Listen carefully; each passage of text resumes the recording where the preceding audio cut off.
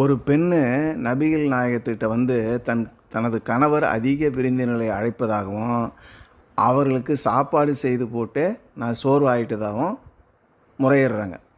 நபிகள் அது அவங்களுக்கு பதில் சொல்லலை. அந்த பெண் அங்கிருந்து போயிட்டாங்க. சிறிது நேரம் கழித்து நபிகள் நாயகம் அவர்கள் அந்த பெண்ணின் கணவரை அழைத்து, நான் இன்று உங்கள் வீட்டுக்கு விருந்துக்கு வருகிறேன் அப்படின்னு சொல்கிறாரு. அந்த மனிதர் வந்து மிகவும் மகிழ்ச்சி அடைந்து வீட்டுக்கு போய் தன் மனைவிகிட்ட, அல்லாவின் தூதர் இன்று நமக்கு வீட்டுக்கு விருந்துக்கு வராருன்னு சொல்கிறாரு. அவரது மனைவி பரவசம் அடைந்து நேரத்தையும் முயற்சியும் செலவிட்டாங்க. மேலும் மதிப்பிற்குரிய விருந்தினரான நபிகள் நாயகத்தின் வருகைக்காக ஒவ்வொரு உணவையும் பயன்படுத்தினாங்க.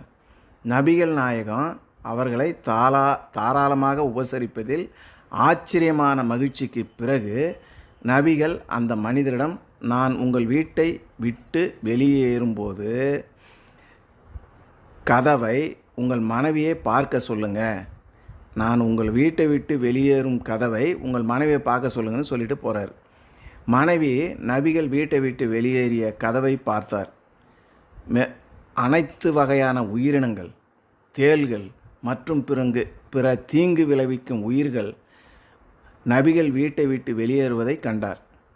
அதன் மகத்தான வெளிப்பாடு மற்றும் மகத்துவத்தால் அதை பார்த்த உடனே அந்த பெண் வந்து மயக்கம் அடைஞ்சு கீழே விழுந்துட்டாங்க. அவர் நபிகளிடம் வந்தபோது, அந்த விருந்தாளி உங்கள் வீட்டை விட்டு வெளியேறும்போது இப்படித்தான் நடக்கும். அவருடன் எல்லா விதமான தீமைகளும் சோதனைகளும் இன்னல்களும் தீங்கிழைக்கும் உயிரினங்களும் உங்கள் வீட்டை விட்டு புறப்பட்டு செல்லும்.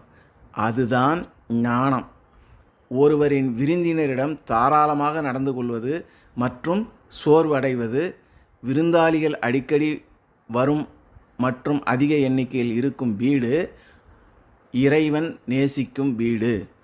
சிறியவர்களுக்கும் முதியவர்களுக்கும் அனாதை இல்லங்களை விட சிறந்தது எதுவும் இல்லை. அத்தகைய வீட்டில் தான் இறைவன் கருணையும் அன்பும் கருணையுமாக ஆசீர்வாதங்களுடன் வானத்திலிருந்து இறங்குகிறான் அப்படின்னு நபிகள் சொல்கிறார். அல்லாஹ் ஒரு மக்களுக்கு நன்மையை நாடினால் அவர்களுக்கு அன்பளிப்பை அனுப்புகிறான்.